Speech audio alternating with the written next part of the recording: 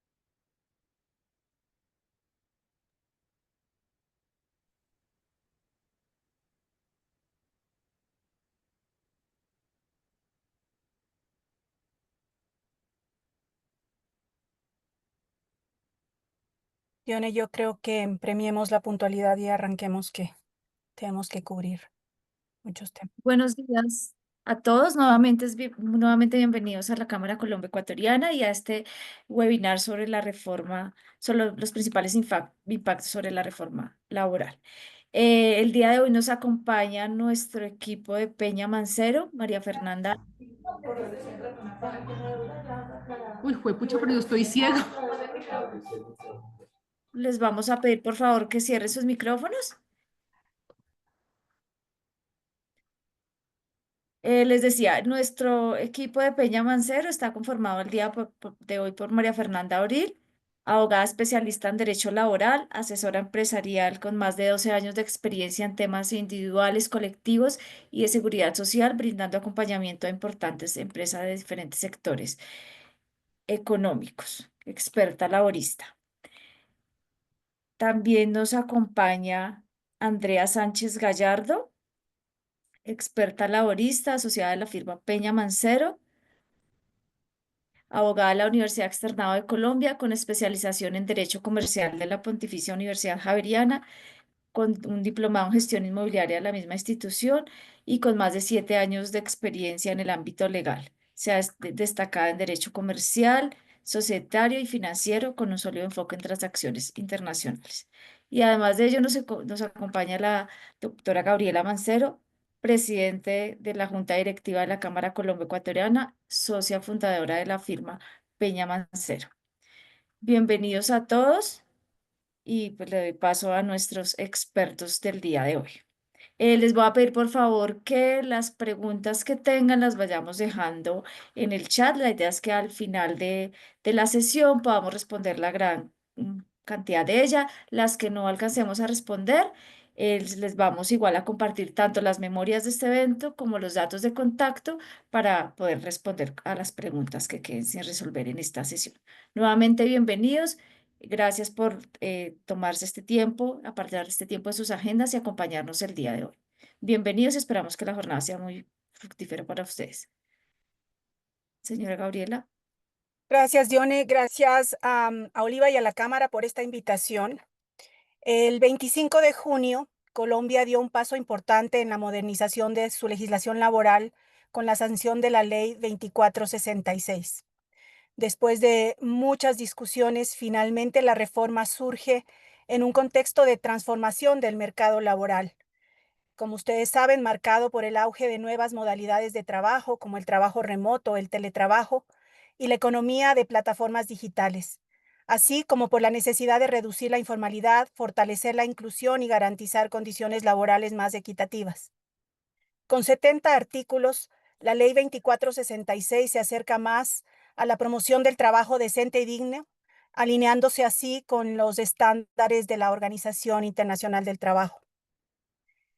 Entre los principales ejes de cambio se destacan unos que mencionaré brevemente y que vamos a desarrollar hoy. En primer lugar, la preferencia por el contrato a término indefinido como regla general, la reducción progresiva de la jornada laboral, el incremento gradual de los recargos por trabajo en días de descanso, la formalización de aprendices del SENA y trabajadores de plataformas digitales, siendo quizás pioneros en muchos de los países de la región en este tema, la inclusión laboral de personas con discapacidad y poblaciones vulnerables, y nuevas garantías frente a la discriminación, el acoso y el debido proceso laboral. Para nuestros empresarios, esta reforma implica ajustes estratégicos que deben hacer en contratación, en costos laborales y en la gestión del talento humano. Importante mencionar que si bien la ley se promulgó el 26 de junio, no todas sus normas entraron en vigencia de forma inmediata. Algunas tienen sus propios tiempos, como lo veremos. Y de igual manera, algunas de ellas se aplicarán de forma directa y otras requerirán de una reglamentación. No podemos negar que la ley tiene ciertos vacíos que todavía deben ser cubiertos y que seguramente van a ser objeto de interpretaciones, y es allí donde nosotros queremos apoyar a nuestros empresarios. Este webinar busca, de una manera práctica y concreta, orientarlos para una correcta aplicación de esta normativa. Como les decía Dione, María Fernanda y Andrea van a hacer una primera presentación de los principales cambios y los impactos que tendrán para los empleadores. Y después de la presentación vamos a tener un espacio donde podremos responder preguntas. Por favor, importante que las incluyan en el chat para ganar tiempo y poder irlas leyendo y evacuar la mayor cantidad posible. Doy entonces paso a María Fernanda Abril, agradeciéndoles a todos su presencia hoy. Adelante, María Fernanda. Muchas gracias, doctora. Muchas gracias a la Cámara Colombo Ecuatoriana por la invitación. Como dijo la doctora, aquí veremos como los principales cambios o los principales impactos que tiene o que tiene la ley 2466, la reforma laboral. Y por mi parte, hablar un poco de qué pasó con los contratos o qué pasa con los contratos laborales. Digamos que no hay un cambio de fondo, las modalidades siguen siendo indefinido, obra labor, término fijo, pero es importante mencionar, como lo dijo la doctora Gabriela, que el contrato de trabajo a término indefinido sigue siendo la norma general y es que siempre se ha entendido que este contrato genera más estabilidad para los empleos. Nuestro criterio es una sensación más de estabilidad, que sea así porque la Corte Suprema de Justicia reiteradamente ha mencionado que el contrato a término fijo también da esta misma garantía de estabilidad. Sin embargo, cabe señalar que uno de los cambios esenciales que trae esta reforma en su artículo sexto es la modificación en condiciones de cara al contrato a término fijo.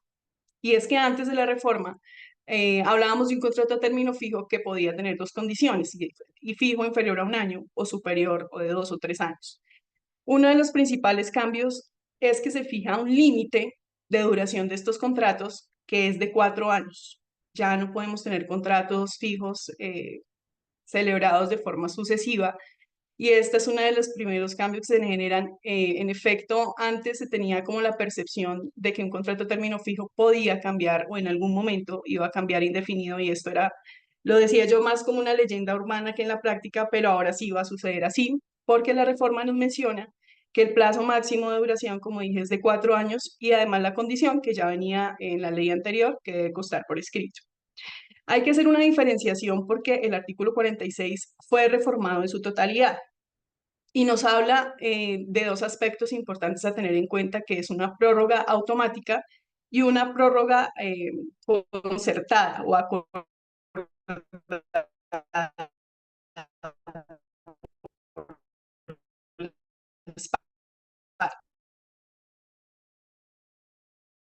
entre las prórrogas iguales, superiores o inferiores al término inicial del contrato, y aquí inferior a un año, yo no podía pactar una prórroga superior al término inicial del contrato.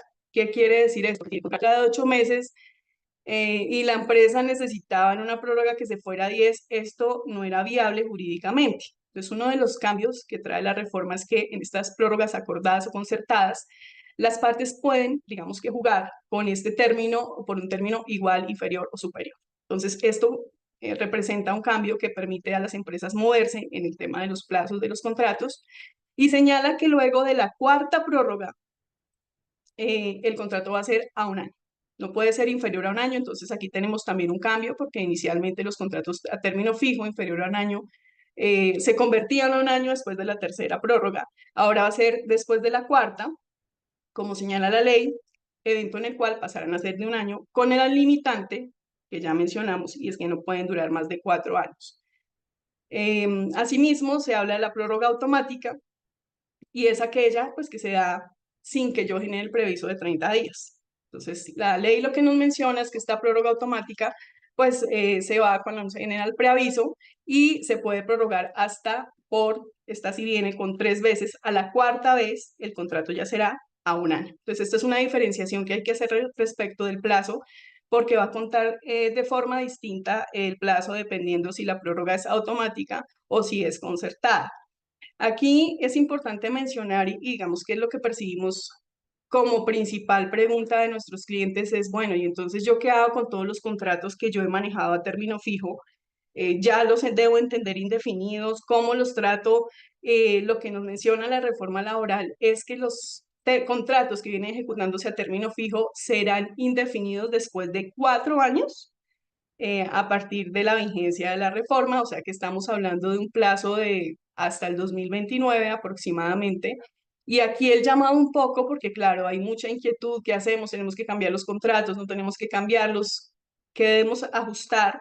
Acá un poco la invitación también es entender que si bien hay unas modificaciones, aquí se generaron unos términos que le van a permitir a las empresas tomar las medidas y las provisiones necesarias. Ahora, esto no va a aplicar para todas las compañías porque hay compañías que por sus políticas todas sus vinculaciones los hacen a través de contratos a término indefinido. Entonces, pues no van a tener un impacto en este caso, pero sí va a existir en aquellas empresas que han manejado el contrato a término fijo como una modalidad para vinculación de sus empleados y impacta en la medida de que en un contrato a término fijo, que era plenamente o es plenamente válido, no teníamos la obligación de pagar indemnización por despido, sino que yo podía tener un empleado de 8 o 10 años con un contrato a término fijo y el día que lo quisiera terminar, de acuerdo a los términos que me estaba mencionando el artículo 46 antes de la reforma, yo podía preavisarlo y no pagar indemnización. Entonces acá sí va a haber un impacto económico para estas empresas, aclaro, para los contratos que vienen vigente 4 años después de la vigencia, que es en el 2029, porque si van a querer despedir a estos empleados en el futuro y ellos ya superaron estos 4 años, pues va a haber lugar a que se trate este contrato como un contrato a término indefinido y en consecuencia la liquidación de una eventual indemnización por despido se va a tratar con los principios del código del contrato a término indefinido conforme a lo que señala el artículo 64 para los contratos a término indefinido. Entonces es una provisión que tienen que ir preparando, que tienen que ir viendo cómo se va a manejar. No es inmediata, como menciono, va a ser transitoria, pero pues la norma está vigente y aplicará así a partir de la fecha. Tenemos también los contratos de obra o labor. Digamos que lo que hace la reforma es como traer un poco lo que ha mencionado la Corte Suprema de Justicia sobre este tipo de contratos y la importancia, digamos que había discusión de si fuera verbal o escrito, pero la importancia del requisito que trae es que debe estar por escrito y que debe tener claramente definida la obra o labor. Y esto es una recomendación pues que no cambia porque siempre el contrato de obra exige este requisito y exige que haya una obra definida y a veces encontramos en algunas empresas que utilizan este tipo de contratos que pues aplica a ciertos sectores económicos que no se especifica la tarea, sino por ejemplo se dice por lo que dure la labor de operar.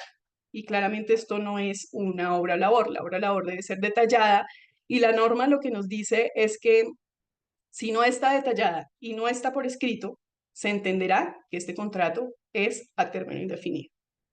Aclarar, y me pareció importante que la reforma da una opción en estos contratos, y es que teníamos, cuando ejecutamos el contrato de obra-labor, teníamos como a veces son por plazos o términos cortos, dependiendo de lo que vaya a ser sí, la operación de la empresa.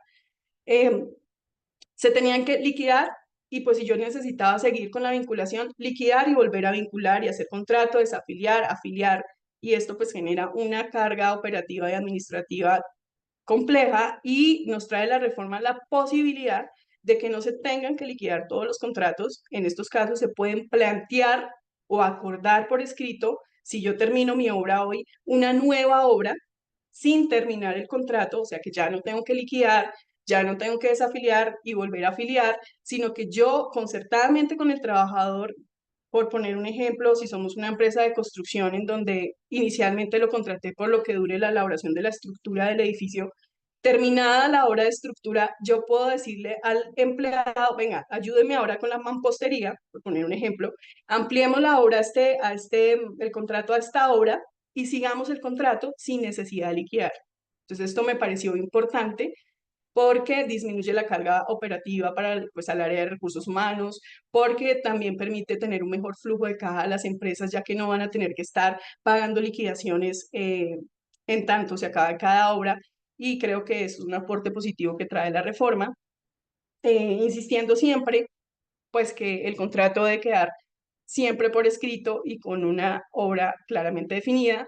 También da la opción de liquidar y volver a vincular para nueva obra, pero pienso que lo positivo es esto de que se pueda acordar una prórroga adicional. Nos trae la reforma algo que pues ya se estaba aplicando, porque hay que recordar que en cuanto al procedimiento de imposición de sanciones disciplinarias, ya desde el 2014, a través de una sentencia de la Corte Constitucional 593, se presentaron los lineamientos dentro de los procesos disciplinarios en materia laboral para garantizar el debido proceso y la legítima defensa pues, del trabajador. No es muy novedoso lo que nos trae la reforma. Hay un punto especial que se debe resaltar y menciona que cuando la empresa va a imponer una sanción disciplinaria, debe cumplir con un proceso. ¿Qué implica esto? Pues una comunicación formal al trabajador, en esta pues comunicación informarle cuáles son los hechos o conductas que motivan el procedimiento, correrle traslado de las pruebas que tenemos, que es todos estos 3 puntos se resumen en la parte de la citación a descargos, ¿sí? Indicar, y aquí está el cambio esencial que nos trae la reforma laboral. Antes, cuando hacíamos un proceso disciplinario, pues era habitual que citamos al empleado hoy para que mañana rindiera sus descargos, pero la reforma nos dice que se le debe indicar el plazo al empleado para poder presentar su defensa o rendir sus descargos y que este plazo no puede ser inferior a 5 días hábiles. Entonces, esto es importante porque este procedimiento ya está vigente y debe ser adoptado por las empresas que deban seguir o que sigan este tipo de procesos. Esto no estaba antes, digamos, en la sentencia de la Corte Constitucional y es como el principal cambio que hay de cara a la imposición de medidas disciplinarias. Después de esto, pues sí retoma como la línea que veníamos desarrollando antes y es como una decisión definitiva y motivada por escrito de la sanción que se va a aplicar, medida que señala la ley debe ser proporcional. Y aquí un poco estudiar cuál fue el perjuicio que causó la empresa, se trata de un empleado que tiene o no antecedentes disciplinarios, etcétera, todas estas medidas, porque no se exige la ley y siempre lo ha hecho dentro de los principios del proceso disciplinario que sea una medida proporcional.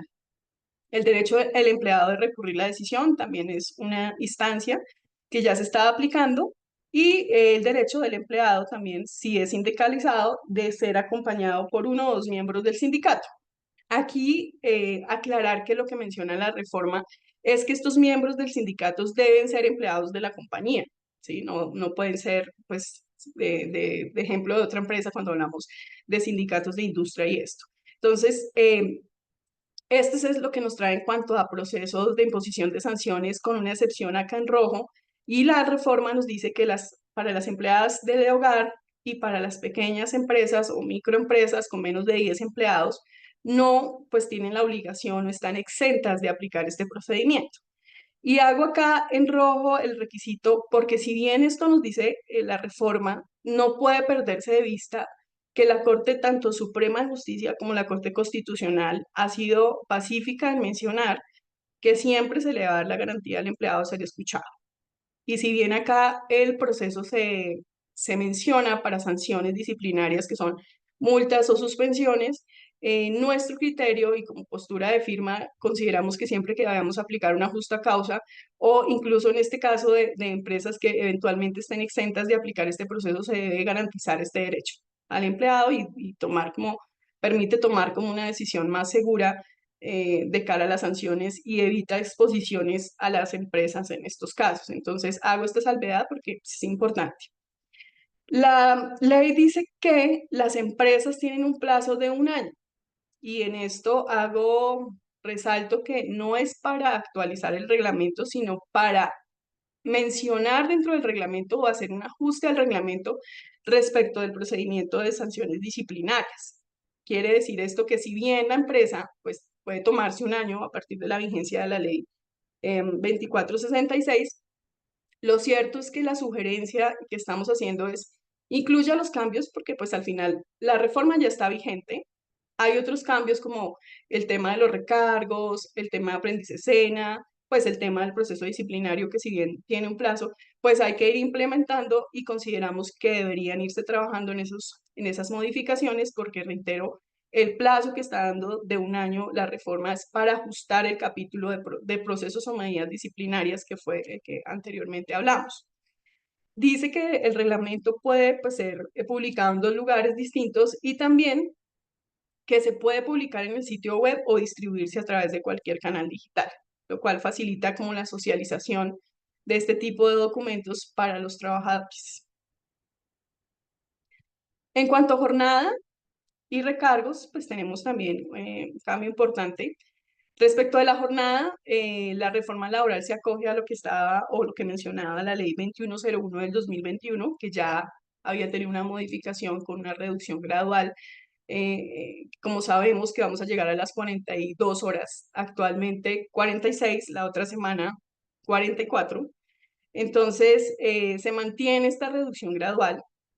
no se hace una modificación sobre esto. La modificación esencial está en que la ley 2101, que nos habla de pues, la jornada máxima de 42 horas, no nos establecía un límite en la jornada diaria. Ahora con la reforma se estableció el límite que teníamos antes de todas estas reformas y se menciona que la jornada diaria va a ser de 8 horas y la semanal de 42 con la disminución gradual que ya sé que ustedes conocen y que se está generando a partir de la siguiente semana del 15 de julio a 44 horas jornada que puede ser distribuida en 5 o 6 días a la semana. Entonces, esto viene así respecto del Día de la Familia o la jornada semestral. Tenemos que hacerla, no tenemos que hacerla, nuestro criterio se sigue aplicando hasta que lleguemos a las 42 horas. Una vez lleguemos a las 42 horas, lo que nos dice la reforma es que esa jornada puede ser optativa, es decir, el empleador define si quiere o no darla, ya no será obligatoria, sino será una decisión de la empresa. Nos cambia el turno diurno y nocturno.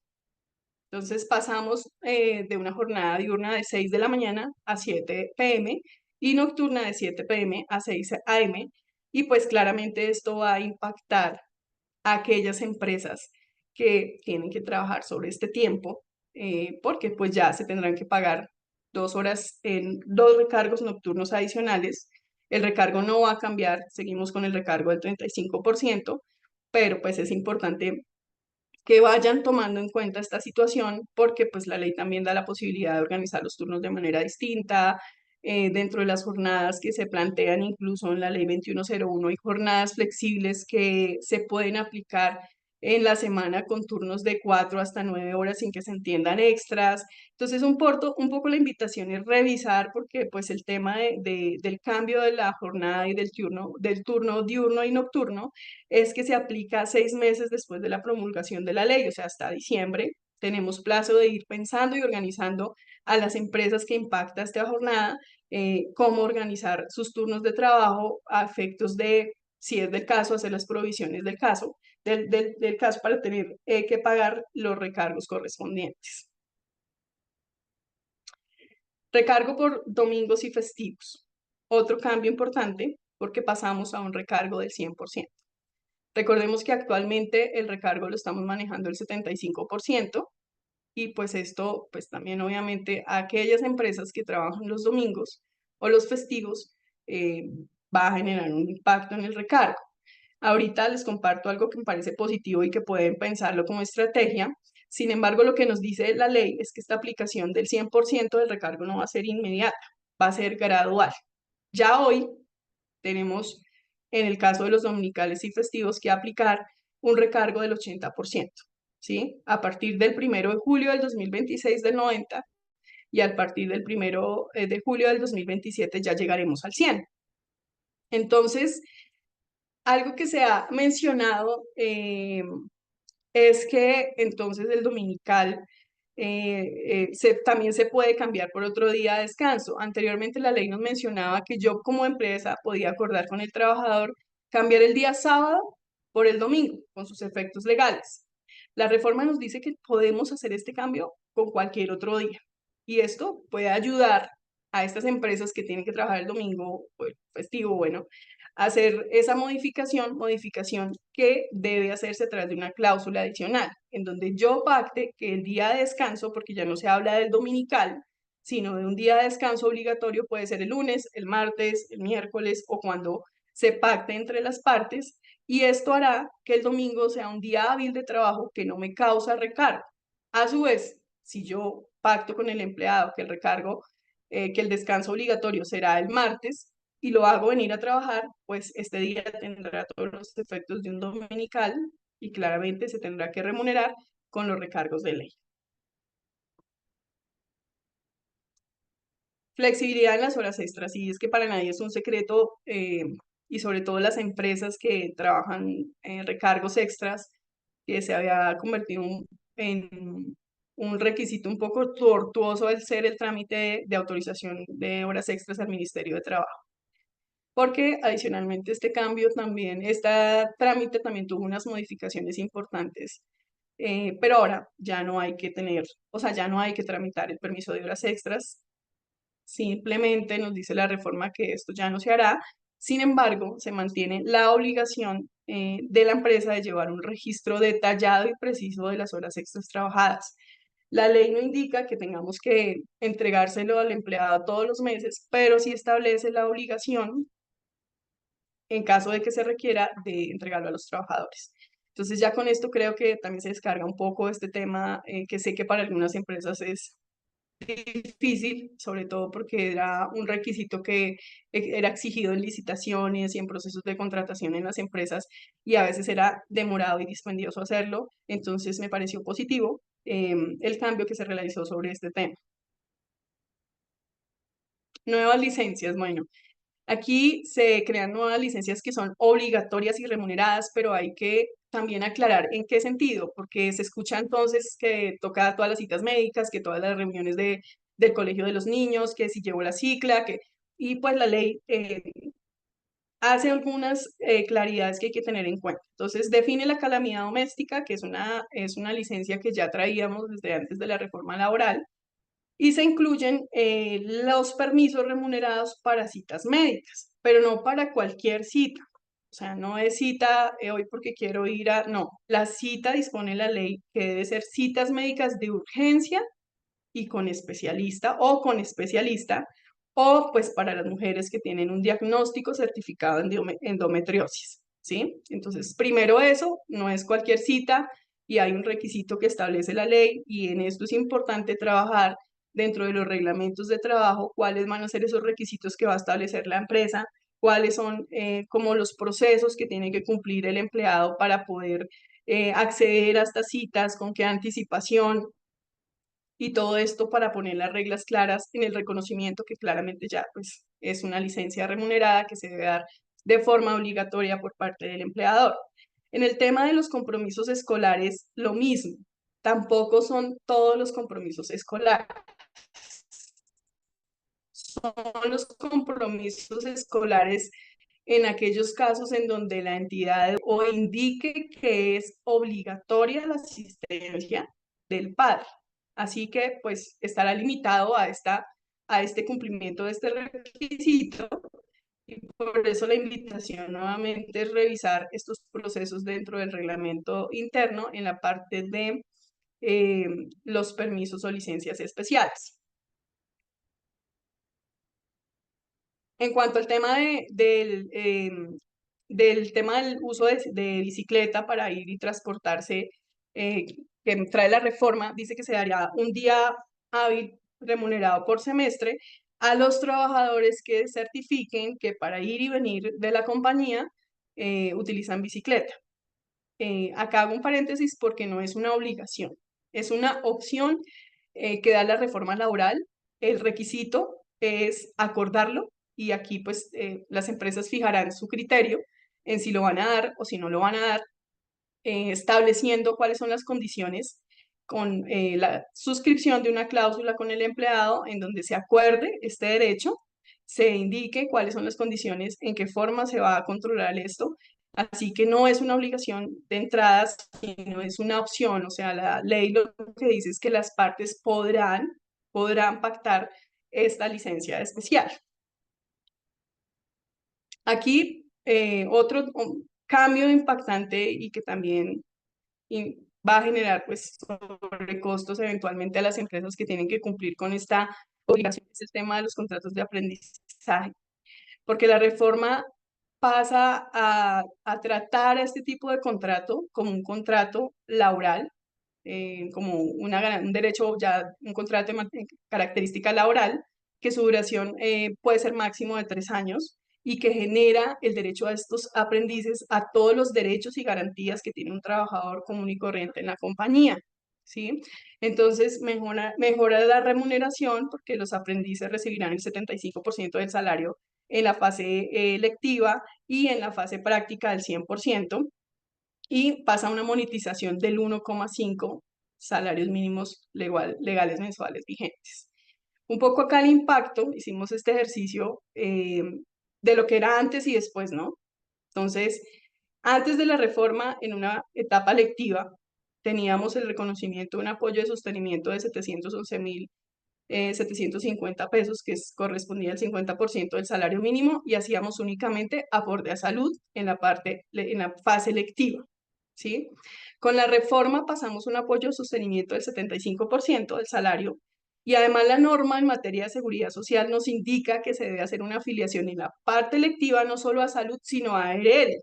Digamos que no entendemos muy bien por qué ARL, en la medida de que la parte lectiva, el aprendiz, pues no está desarrollando ninguna actividad. Sin embargo, pues es lo que trae la reforma y es lo que se debe cumplir. Esto nos genera una diferencia actual de 454.950 pesos, con un aumento del 51% en esta provisión. Para fase práctica, igualmente, el apoyo de sostenimiento va a pasar del 75%, del 75% al 100%. O sea, antes pagábamos 1.067.625, pasamos a pagar 1.423.500. En afiliación a Seguridad Social debemos afiliar a Salud y a ARL, y adicionalmente pasamos ya a hacer una afiliación a Salud, pensiones y riesgos laborales, y pues para fiscales, que es una de las discusiones que se están dando. Además de esto, pues a prestaciones sociales, como cualquier empleado, a vacaciones y a cualquier otro derecho que tenga otro trabajador que desarrolla este tipo de servicio, y el auxilio legal de transporte. Entonces, obviamente acá el impacto es mayor, porque lo que pagábamos de 1.344.639 pasamos a pagar 2.680.164, con una diferencia pues importante, un aumento en el porcentaje de esta provisión, que es importante que ustedes lo revisen. La ley claramente da la posibilidad de monetizar. Acá un poco también entender que estos aprendices van a tener otras garantías iguales que los trabajadores, y ahí estamos hablando de licencias, estabilidades, fueros. Entonces, es importante prepararse sobre esto, revisar. Aún digamos que, como les digo, es un tema sobre el cual hay bastante discusión, porque aplica desde ya, no aplica desde ya. De acuerdo a algunos criterios que ha fijado el SENA, se dice que eventualmente podría salir una reglamentación sobre esto, donde dice que es a partir de la fecha. Sin embargo, nos parece peligroso, porque al ser ya personas que van a tener los mismos derechos y garantías que un trabajador, pues exponen a la empresa que si yo ya no pagué la prima de este semestre, los 5 días que correspondían, si yo no pago las cesantías, si yo no pago los aportes, pues voy a tener una exposición legal que no solo representa el tener que pagar estas diferencias, sino que el tener que asumir sanciones y multas en una instancia judicial. Entonces, hasta aquí creo que los estoy acompañando, pero en esta presentación, pero importante mencionar que hay tiempo para poder tomar decisiones, que se puede ir trabajando los cambios, que hay que estar provisionándose, que pues hay que revisar qué aplica, porque estoy segura que a muchas empresas no aplica. Por ejemplo, a todas, como les mencioné, que tienen contrato de término indefinido, este tema de la modificación contractual no les afecta. Prepararse en cuanto a cómo van a manejar sus jornadas, cómo van a manejar el tema de los recargos, con la facilidad que da la ley de cambiar el día dominical. Y en general, pues escuchamos ahorita al final de la presentación las inquietudes que puedan tener. Muchas gracias, y le doy paso a Andrea. Muchas gracias, María Fernanda. Buen día para todos y para todas. Muchas gracias por estar en este espacio. Vamos a continuar ahora con la regulación que trajo la reforma laboral respecto del plataforma en plataformas digitales de reparto. La principal modificación es la modalidad dual del empleo, en donde se podrá acordar directamente con estos trabajadores digitales en servicios de reparto si van a estar regidos, en la relación laboral va a ser regida de forma de carácter independiente dependiente y subordinado, caso en el cual les aplicará pues todas las previsiones del Código Sustantivo del Trabajo, y las cotizaciones se harán como para un trabajador regular, o si se vincularán de carácter independiente y autónomo. Como sabemos, la mayoría de estos trabajadores digitales en servicios de reparto suelen prestar sus servicios a través de varias plataformas digitales para ampliar su alcance. Entonces, cuando el trabajador opta por este carácter independiente y autónomo, la norma establece que no se podrán pactar cláusulas de exclusividad para que únicamente pueda prestar los servicios en esta plataforma. Y además, en estos casos, se debe explicar claramente al trabajador de una forma sencilla y clara cuáles son las implicaciones y el alcance de cada una de las modalidades. Ahora, respecto a las cotizaciones o la forma en la que se harán las cotizaciones, pues como ya mencioné, para cuando sea un trabajador dependiente y subordinado, las cotizaciones se harán de forma regular, como se hace para cualquier trabajador. Mientras que para los trabajadores independientes y autónomos, la empresa de la plataforma digital de reparto entrará o concurrirá al pago de las prestaciones en un 60% y el 40% estará a cargo de la persona trabajadora. Respecto del ingreso base de cotización, bueno, en riesgos laborales, los riesgos laborales sí deberán ser asumidos en su totalidad por las empresas. Y el ingreso base de cotización será el 40% de la totalidad de los ingresos que el trabajador perciba en la plataforma respectiva.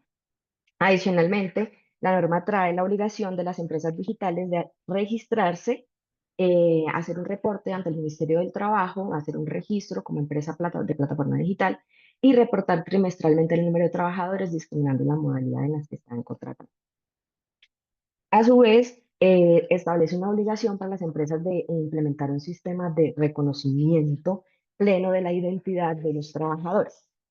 Y para esto, pues también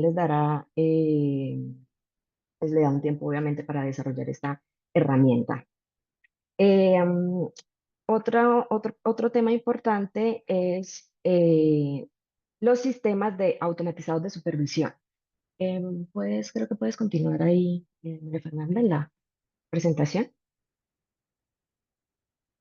Bueno.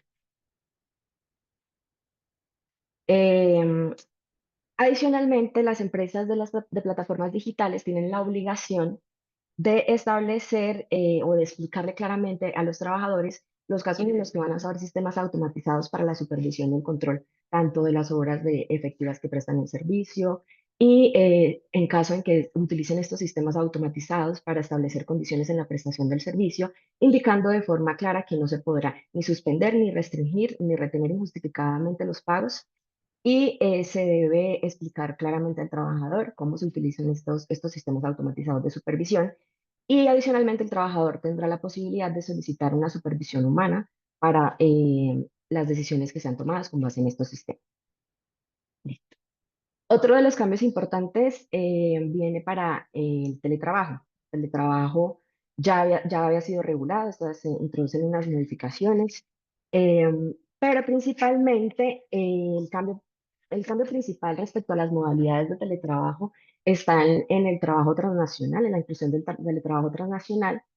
Hay un cambio en el nombre de lo que antes conocíamos como teletrabajo suplementario, ahora se llama teletrabajo híbrido, que es el caso en el que los trabajadores prestan sus servicios al menos 2 o 3 veces por semana desde su domicilio y el resto en las instalaciones físicas de la oficina. Se mantiene la modalidad del teletrabajo autónomo, donde es el trabajador quien elige un lugar para trabajar y siempre va a prestar sus servicios a distancia, no se va a requerir su presencia, salvo en casos especiales.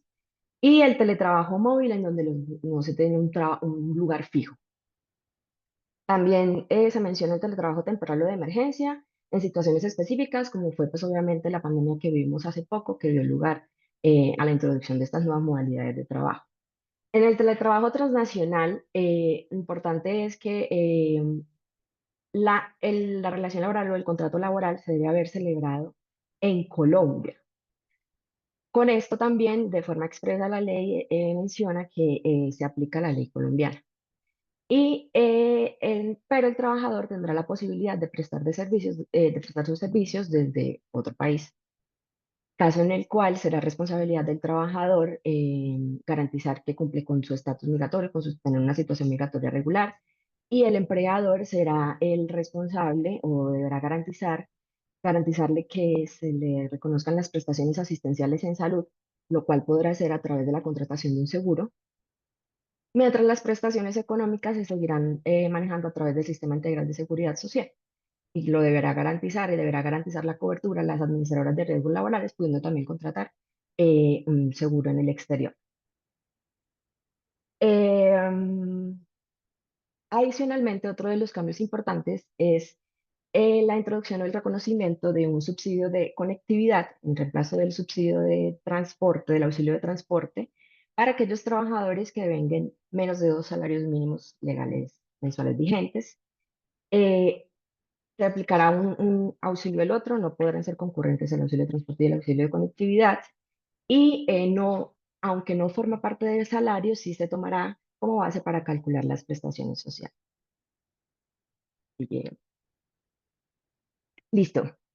Otro cambio que introduce la norma esto respecto a la tercerización y la intermediación laboral, em, se redefine un poco la definición de contratistas y subcontratistas en cuanto a la forma, pero en el fondo se mantiene lo que ya traíamos de la normatividad anterior, que esto es que las personas con naturaleza jurídicas podrán subcontratar y habrá solidaridad a menos que se trate de labores extrañas o normales a su empresa o negocio. Eso no cambia respecto a lo que ya venía.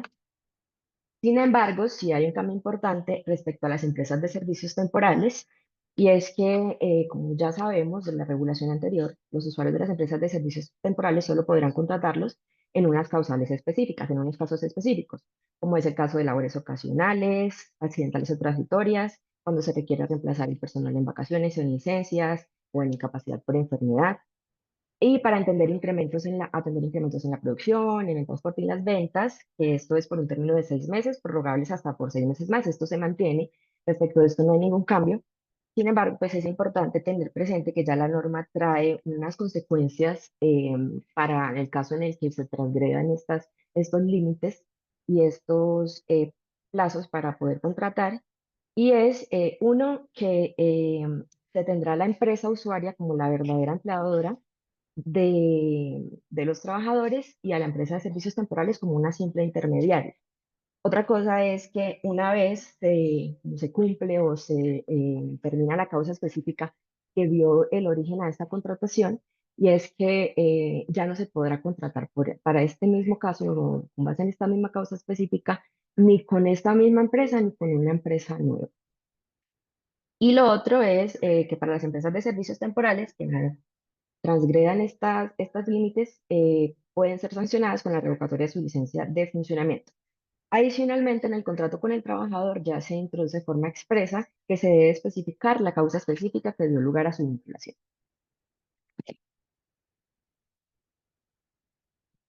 Listo. Otro cambio importante, esto ya fue tomado como una medida para impulsar la formalización y aplica para las microempresas y hogares. Es importante mencionar que la normatividad hace una remisión al decreto 957 del 2019 sobre qué se debe entender por microempresa o qué se entiende por microempresa. Y allá se establece, realmente se establece por los ingresos de actividades ordinarias, se determina, está en términos de VT y varía dependiendo del sector para que eh, pues se revise en su momento si estamos dentro de la definición de microempresa para poder tener acceso como a esta posibilidad, y es la posibilidad de hacer cotizaciones a tiempo parcial. Para esto, la microempresa deberá estar formalizada ante realizar su inscripción ante la Cámara de Comercio. Y se establecieron también unos sectores que serán priorizados, como son los de hotelería, restaurantes, bares, agricultura, turismo, transporte, droguerías y farmacias, que son los que más se podrán beneficiar de esta posibilidad. Y esta norma está sujeta a una reglamentación, se concedió un plazo de 12 meses para que se reglamente, y se van además a establecer un programa de incentivos adicionales para acceso a créditos para las microempresas que hayan demostrado el pago a seguridad social en un periodo superior a 6 meses. Es importante mencionar que este tiempo de cotización, como también podrán hacer uso de esto los hogares y las personas que trabajan como independientes, o prestan servicios como independientes, y es que no modificará ni afectará la calificación que tengan en el SISBEN, si es el caso, y no resulta incompatible con los beneficios o incentivos o reconocimientos que tengan por cualquier plan o programa social del que ellos sean beneficiarios. Eh, Otra cosa interesante que trae en este punto es que se le da un plazo de 6 meses al gobierno nacional para implementar un programa de empleo nocturno y es también para establecer facilidades en las cotizaciones para garantizar o incentivar a las empresas para prestar y cubrir las necesidades de las ciudades las 24 horas. Que, bueno, ya veremos, está pendiente de reglamentación. Listo.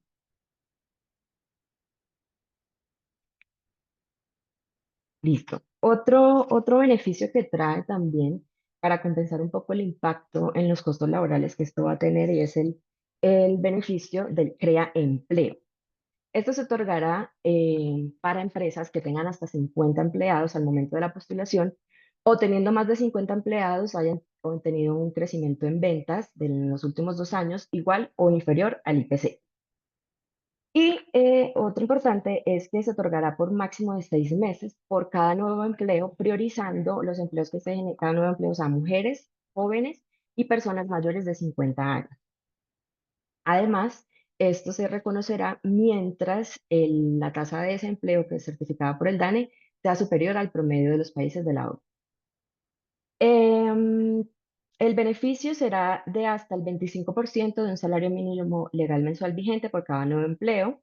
No es acumulable con otros subsidios o beneficios a los que se haya aplicado, a los que ya se haya sido beneficiario de formalización laboral, o sea, incentivos a la formalización laboral, y se realizará la dispersión a través de las entidades financieras con las que se tenga un producto de depósito que es ante quien se deberá liberar la solicitud, una carta firmada por representante legal, en donde se manifiesta la intención de ser beneficiario, que al momento de la postulación esté al día con el pago de pagos de seguridad social para los dos empleados y una copia del RUT. También pues, se establece la colaboración entre las diferentes entidades para la remisión de información para verificar el cumplimiento de estos requisitos con posibles consecuencias penales, disciplinarias y civiles para aquellos que hagan uso de este beneficio sin el cumplimiento de los requisitos o ya habiendo sido beneficiarios de otro esto. El Ministerio del Trabajo también expira un manual operativo vinculante en donde se van a establecer pues, todo lo operativo respecto a la recolección de la información, verificación y la UGPP conserva su poder de fiscalización sobre eso. Esto también lo trae la reforma, un poco en el espíritu de la misma, como le mencionó al principio la doctora Gabriela, de incentivar empleos más dignos, decentes e inclusivos, y es la posibilidad que le da al trabajador para que proponga al empleador una jornada flexible, una modalidad de trabajo remoto, em, cuando sean los cuidadores de menores de edad, hijos menores de edad o personas con enfermedades incapacitantes o graves, eh, hasta el segundo grado de consanguinidad, que son hermanos, abuelos. El primero y de afinidad, que serían los suegros, las yernas, los hijos de tu cónyuge o compañero permanente. Y primero y segundo civil, que serían todos los padres adoptivos, los hijos adoptivos y los abuelos adoptivos. Y bueno, esto es importante mencionar que se debe concertar, no es una obligación, es decir, que por el solo hecho de que el trabajador presente o la trabajadora presente la solicitud, em, el empleador pues debe acceder, pero pues tendrá un plazo de 15 días hábiles, bien sea para aceptarla, indicando cuál será el plan de implementación, o negarla, lo cual debe ser pues motivado y justificado, o a proponer una alternativa, una modalidad alternativa a la propuesta por el trabajador o la trabajadora. Aquí como punto adicional y un poco algunas consideraciones que se mencionaron desde el punto de vista del enfoque de género es pues que para de pronto mitigar un poco el hecho de que esto vaya a recaer o que recaiga el cuidado en las mujeres, se establece la obligación del Ministerio de Trabajo como para incentivar o establecer estrategias para hacer un cambio de cultura en las empresas, resaltando que estas labores de cuidado pues no deben recaer exclusivamente en las mujeres. Eh, Creo que abarcamos los principales cambios e impactos que consideramos más relevantes para que ustedes conocieran y pues en este momento pasamos entonces a evacuar la mayor número de preguntas posibles. Entonces, María Fernanda, te las voy a leer, ¿listo? Bueno, la primera, frente a los contratos de aprendices, nos preguntan desde qué momento debe de aplicar y si se deben de modificar aprendices que ya se tengan contratados desde antes, ya sea en etapa lectiva o productiva. Sí, precisamente es de los vacíos que trae la reforma laboral. La interpretación que estamos dando, y aquí quiero aclarar que lo responsable sería revisar cada caso particular, es que debería sí haber un ajuste porque la reforma ya está vigente. En ese sentido, deberían haber ajustes en los contratos y en ese mismo sentido, pese a que se escucha que va a haber una reglamentación sobre esto, como mencioné, al entrar en vigencia la reforma laboral el pasado 25 de junio, consideramos que los derechos ya se causan. Vi una pregunta sobre si hay que pagar los 5 días de prima o no. En nuestro criterio sí, porque la exposición al tratarse ya de estas personas como empleadas que les son aplicables las normas laborales, el no pago puede generar una contingencia. Pero como dije, lo responsable obviamente es revisar cada caso particular y cualquier pregunta puntual que puedan tener de cara a los casos que tienen en sus empresas. La postura sobre esto es esto, pues que es ideal pagarlo para no tener contingencias de sanciones moratorias. Vi también una pregunta, Andrea, sobre si esto aplica para los estudiantes universitarios que hacen prácticas. Y esto, aclaro, hay que hacer la diferenciación que una cosa es el contrato de aprendizaje, que claramente también, en los que claramente pueden intervenir practicantes universitarios, y hay otros que son las prácticas estudiantiles, que son dos cosas distintas e independientes. La reforma no nos trajo nada sobre esas prácticas estudiantiles que se generan en pro de acuerdos institucionales y tripartitos con la entidad educativa, el practicante y la empresa, si nos está hablando solamente de aquellos contratos que son cuota cena. ¿Bien? Entonces, pues con esto respondo esa pregunta, Andrea.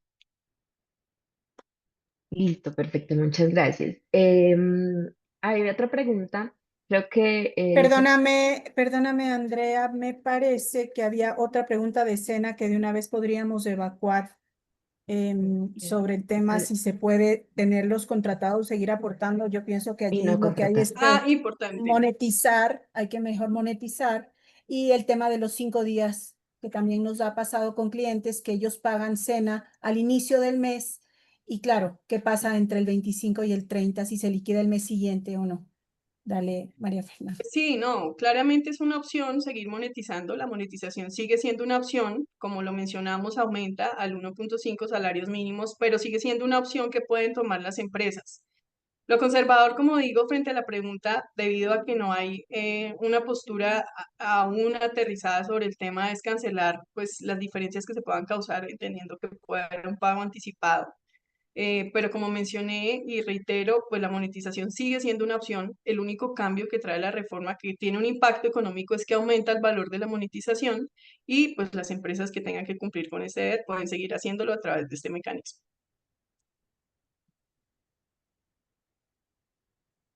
Listo. Había otra pregunta, dice, para los contratos de prestación de servicios, esto cuando estabas refiriéndote a las modificaciones respecto a las definiciones en contrato a término fijo y contrato obra-labor.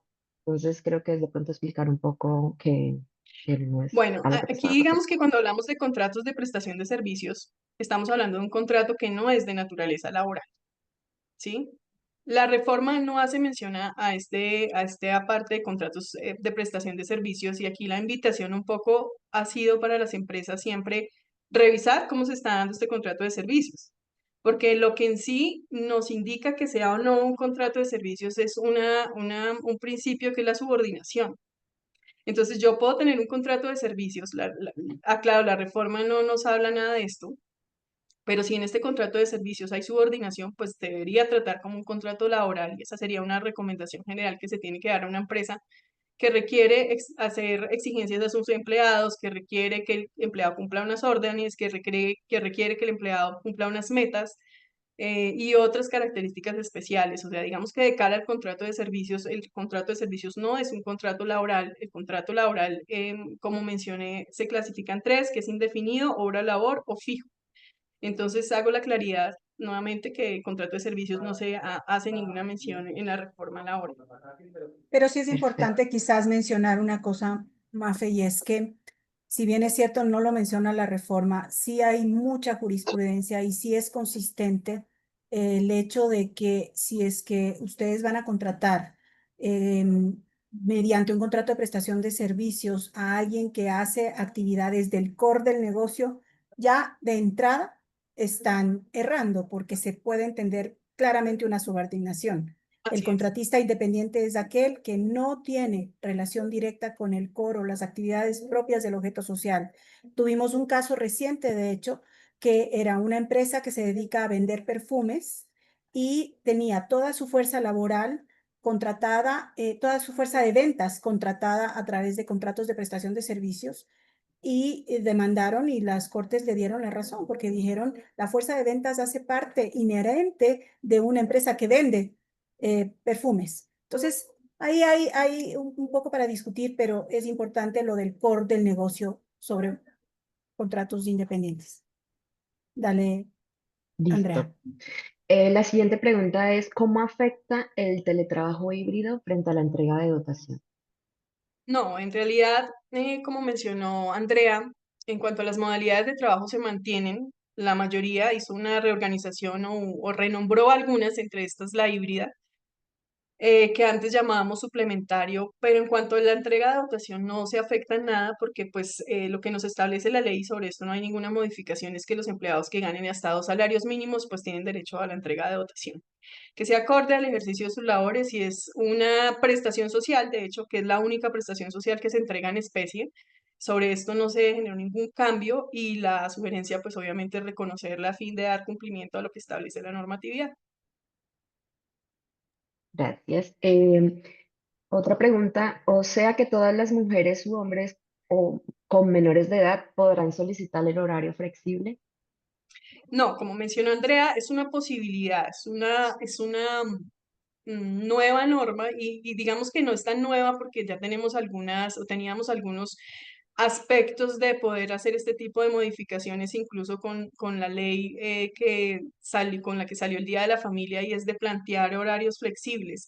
Esto no es una obligación, es una condición que trae la ley que permite en casos especiales en donde se den unos requisitos previos a las partes concertar estas jornadas flexibles, pues como para minimizar los riesgos y el impacto que el empleado tiene en relación con su vida personal, ¿no? Es un poco eso.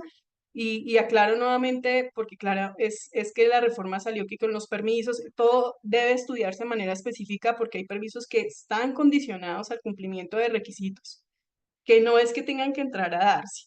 Reitero la importancia de revisar esto, de revisar cómo se va a manejar a través de los procedimientos para el trámite de permisos en sus reglamentos y pues de esta manera espero haber atendido la pregunta. Sí, también para agregar ahí, es importante que se debe certificar que esa persona depende única y exclusivamente de este trabajador, que no hay otros familiares que puedan hacerse cargo de este cuidado. Entonces, se deberá analizar en cada caso y pues cómo certifica esta condición el trabajador que haga esta solicitud. Vamos a atender estas dos últimas preguntitas porque me da pena que ya nos pasamos la hora y les dejamos en la última diapositiva nuestros datos de contacto si tienen alguna pregunta adicional. Y dale, Andrea, por favor. Listo. Dice, para el empleador que tiene sus empleados con contrato a término fijo en el momento, ¿qué pro y qué contra conlleva el cambio a indefinido con la nueva reforma? Sí, es una pregunta muy importante porque en mi criterio es uno de los impactos mayores. ¿Por qué? Porque estas empresas que vienen vinculando a empleados con contrato de término fijo, que pues, como dije, es plenamente válido y soportado por la jurisprudencia que da la misma estabilidad que un contrato de término indefinido, tienen seguramente, como lo hemos percibido en algunas empresas, contratos que llevan años, 8, 9, 10, 5, muchos años. Y sí impacta porque como mencioné, al cumplimiento de los 4 años en el 2029, estos son contratos que son o que estaban viendo o se estaban ejecutando a término fijo, van a pasar por disposición legal a ser indefinidos. Entonces, ¿esto qué implica? Que si el día de mañana, cumplido este término y cumplida la condición para que se entienda que es un contrato a término indefinido, yo o la empresa quiere retirar a su empleado sin justa causa, pues va a tener que asumir un costo que antes no asumía, y es el pago de una indemnización que se deberá calcular de acuerdo a los criterios que trae el artículo 64 para los contratos a término indefinido. Y esto obviamente va a impactar porque, como mencioné, es un pago que no estaba previsto, que no estaba provisionado, porque simplemente estas empresas que manejan este tipo de contratos lo que hacían era definir antes de los 30 días del preaviso si el empleado iba o no a continuar. Y si no continuaba, simplemente terminaba por una causal que se llama vencimiento de término, la cual ya no sería aplicable al momento en que los contratos pasen a ser tratados como indefinidos. Entonces, la invitación a revisar este tema, a provisionarse sobre este pago de las eventuales indemnizaciones que puedan llegar a pagar, que antes estas empresas pues no tenían que pagar.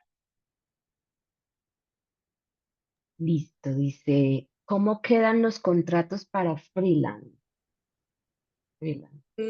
Digamos que el contrato de freelance es como, primero no está reglamentado en la normatividad laboral colombiana, se maneja, es un contrato, podemos decirlo, calificarlo independiente de prestación de servicios, como ya les compartí y como les compartió la doctora Gabriela. Importante revisar la ejecución de estos contratos, cómo se está llevando a cabo.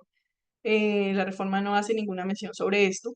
Y pues aquí lo más importante antes y después de la reforma es revisar si se está dando una subordinación, si hay un desarrollo del objeto social de la empresa para tomar medidas que eviten o expongan los intereses de la empresa de cara a un eventual litigio. Listo, última, la reforma menciona algo de las empresas que cuentan personas con más de 5 años contratadas por prestación de servicios de forma continua y realizando la misma labor. No, reitero, digamos, el contrato de prestación de servicios debe ser utilizado con responsabilidad, digo, porque tiene unas implicaciones legales. Claramente se trata de un tema de flujo de caja, porque cuando yo vinculo un contrato de prestación de servicios, pues solo pago el valor de los honorarios o de los servicios contratados. Pero reitero, la reforma no trae ninguna mención sobre este aspecto. Y reitero la importancia de revisar la ejecución y cómo se llevan a cabo estos contratos, como ya lo mencioné, dado que pues, es importante revisar las consecuencias legales que este tipo de vinculación puede tener para una compañía.